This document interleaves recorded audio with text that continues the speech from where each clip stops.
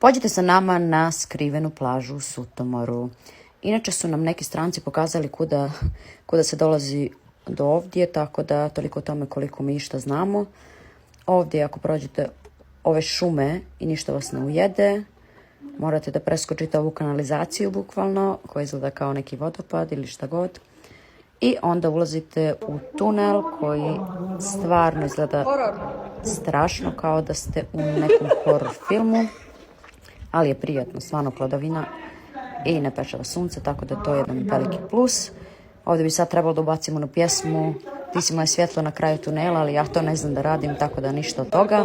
Morate samo da pazite da se ne polomite negdje, jer posle će ljudi da pričaju polomila se ona debela, a to vam nije baš za pohvalu. I evo, ovdje nam još malo fali da izađemo napolje, vidimo svjetlost, tako.